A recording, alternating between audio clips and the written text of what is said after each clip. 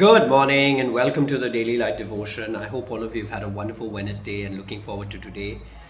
Today we're going to look at Ruth chapter 2, 3, and 4. I said 5 more verses yesterday. There was a mistake because the book of Ruth only has 4 chapters. Sorry about that. But we're going to look at, and in the New Testament, we're going to look at Luke chapter 12, verses 1 to 34. In Ruth chapter 2, 2 to 4, the theme is redemption, provision, and God's perfect plan. And what happens is the story of Naomi and Ruth continue. The story of loss to restoration, right? It continues in these chapters. What began in famine and emptiness now moves forward to provision and favor, redemption, and legacy. We see behind every moment, God is quietly working out His perfect plan, and the story ultimately points us to Jesus, our Redeemer. Right? In Ruth chapter 2, Ruth goes to gather leftover grains to survive and ends up in the field of Boaz. This is not a coincidence, it is God's guidance. Boaz shows kindness, he protects Ruth, provides extra food, and speaks a blessing over her. Ruth experiences unexpected favor. Boaz reflects the heart of Jesus. Kind to others, provides a provider for the needy, and full of grace and compassion. God's provision often comes through His favor at the right place at the right time. Right, Ruth chapter 3, Naomi instructs Ruth to approach Boaz and ask redemption. Ruth steps out in boldness, faith, and humility. Right, Boaz responds with integrity. He honors her, promises to act as a redeemer, but follows the right process. Boaz is a kinsman redeemer, points directly to Jesus. Jesus redeems us, covers us, restores our identity. Redemption requires both faith of our part and grace from the Redeemer. Right? Ruth chapter 4, Boaz redeems Ruth publicly. He fulfills the legal requirement, marries Ruth, restores Naomi's line.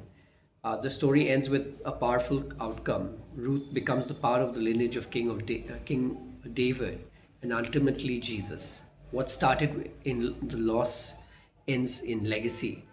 Right? Jesus is our true Redeemer.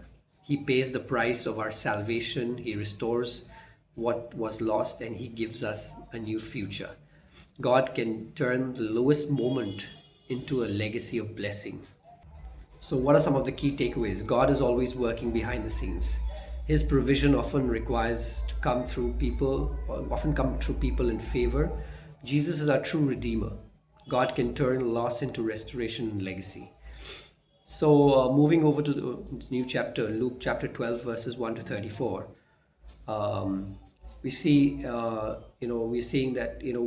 theme: fear God, trust God, and live for what truly matters. Luke chapter 12, verses 1 to 34, Jesus speaks to His disciples in the middle of the large crowd. He addresses 3 key areas: hypocrisy, fear, and worry.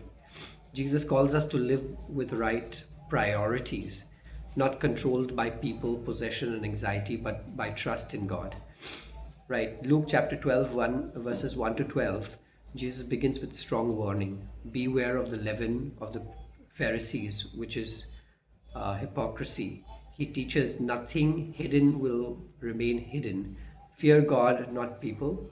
God values you. Even in the hairs of your hair are numbered. The Holy Spirit will help you speak when needed. Jesus calls for authentic faith, not outward appearance. He frees us from fear of people and brings us into confidence in God. Right? Live to please God, not to people, because God sees everything and cares deeply for us. Luke chapter 12, verses 13 to 21. The man asked Jesus to settle an inheritance dispute.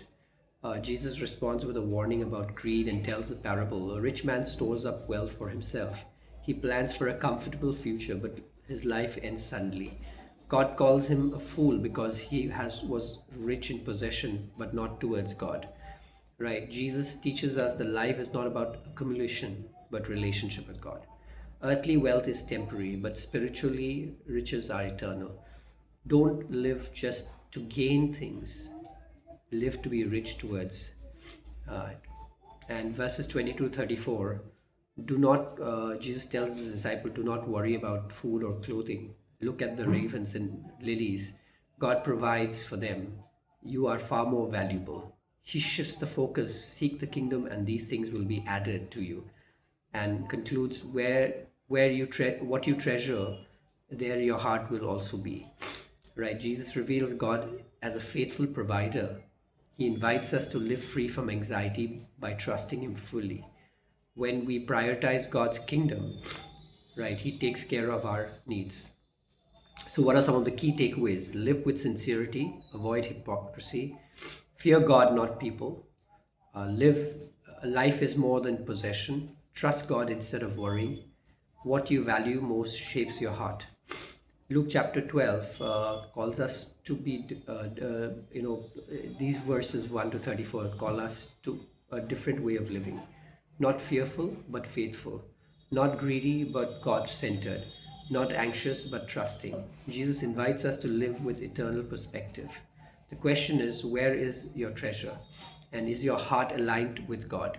That is the very question we need to know. Ask ourselves. Have a wonderful Thursday. I will see you tomorrow. Bye.